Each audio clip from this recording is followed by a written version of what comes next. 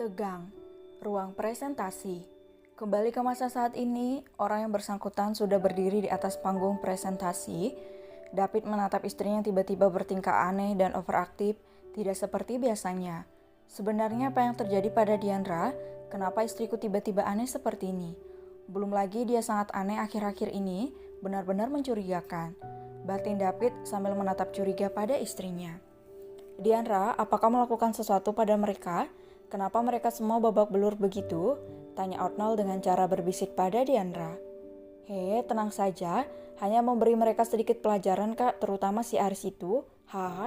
Pokoknya Chelsea tidak akan bisa menolak lagi. Aku menyelamatkan dunia perbucinanmu dari ambang krisis berakhir sebelum berlayar kak. Diandra tertawa cekikikan menatap mereka semua. Astaga David, kau beri makan apa Diandra sampai dia jadi seperti ini? Bisik Farel. Entahlah dia benar-benar aneh, aku saja sampai dibuat heran oleh tingkah istriku sendiri, ucap David. Sudahlah nanti kita bahas, sekarang lanjutkan rapatnya, aku sudah tidak sabar melihat ekspresi kakak ipar itu. Diandra tampak sangat bersemangat, dia benar-benar berbeda dari biasanya. Bisa-bisanya dia bersemangat di situasi seperti ini. Kau benar-benar aneh Diandra, ucap Jessica. Apa iya? Nanti saja ku jelaskan, ucap Diandra sambil menggandeng lengan Jessica.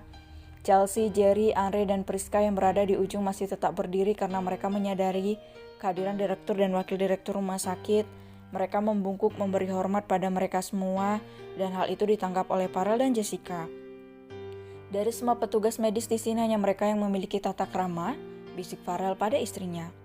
Benarkah sepertinya kita perlu meringkas pegawai lagi? Ini akan jadi yang ketiga kalinya perombakan besar-besaran, ucap Jessica. Apa itu tidak terlalu berlebihan? Bisik Vasco. Tentu tidak, mereka pantas mendapatkan itu, tukas Farel. Mereka semua duduk di posisi mereka di depan para dokter yang menjadi kandidat. Semuanya memasang wajah serius, terutama Aris yang langsung menyambut Arnold meski tubuhnya bendol-bendol, dia masih percaya diri menghadapi Arnold. Dia tentu tidak akan melewatkan kesempatan sebesar ini untuk membuat namanya bersinar karena berhasil mengoperasi Arnold yang terkenal dengan kehebatannya. Dr. Arnold senang melihat Anda bergabung di sini. Apakah Anda baik-baik saja? Ucap Aris seraya berdiri dengan angkuhnya dengan kulitnya yang bendol-bendol itu. Dokter-dokter lain menatap sinis ke arah Aris. Ada juga beberapa yang senang ketika Aris menyambut Arnold karena mereka satu tim dengan pria itu. Mereka semua sudah duduk namun keempat junior di barisan belakang masih mengingat tata krama rumah sakit. Mereka tidak akan duduk sebelum dipersilahkan duduk oleh atasan mereka. Aku baik-baik saja seperti yang kau lihat tanganku gemetaran, padahal aku tidak sedang dalam ketakutan. Dan aku lebih mengkhawatirkan dirimu Dr. Aris. Apa kau baik-baik saja? Ada apa dengan penampilanmu itu? Kudengar ada kejadian besar beberapa hari lalu, ucap Arnold dengan sinis. Aris terkejut, dia tak mungkin mengatakan pada Arnold kalau dia dituduh sebagai seorang pria mesum yang melecehkan kekasih orang lain, bisa hancur citranya di depan dokter dan direktur rumah sakit itu. Ini hanya kejadian kecil dokter. Apa direktur dan ibu wakil direktur maaf terlambat menyapa kalian. Senang bertemu dengan Anda sekalian, ucap Aris dalam mode mencari muka di depan pejabat tinggi rumah sakit itu. Padahal sejak tadi Farel dan Jessica di sana namun dia terlebih dahulu menyapa Arnold. Begitu Aris mengatakan hal itu, para dokter lain ikut berdiri dan membungkuk pada Farel dan Jessica selaku direktur dan wakil direktur rumah sakit itu. Mereka masih dalam posisi berdiri menunggu tanggapan dari Farel dan Jessica. Mereka berdua menatap datar ke arah bawahan mereka yang tak punya tata krama itu.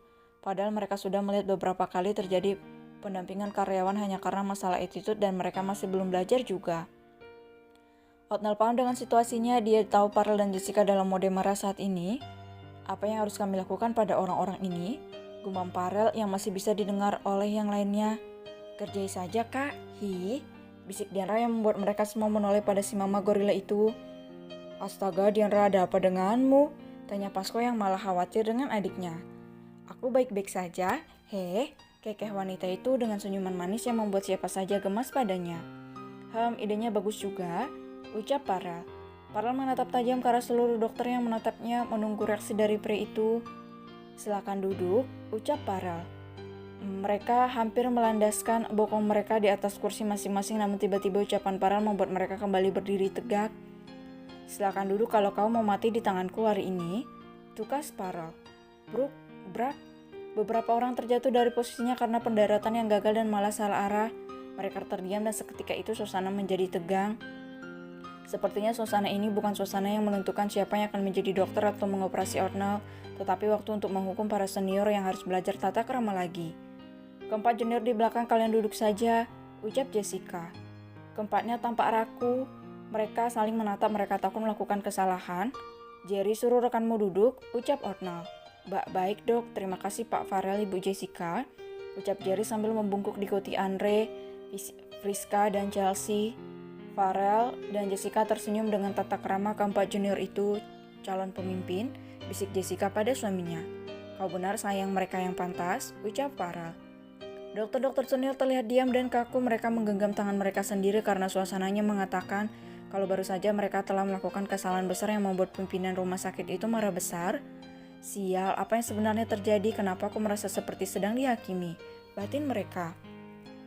Farel menatap para senior di rumah sakit itu. "Kalian tidak pantas menjadi dokter rumah sakit ini. Mulai besok serahkan pengunduran diri kalian.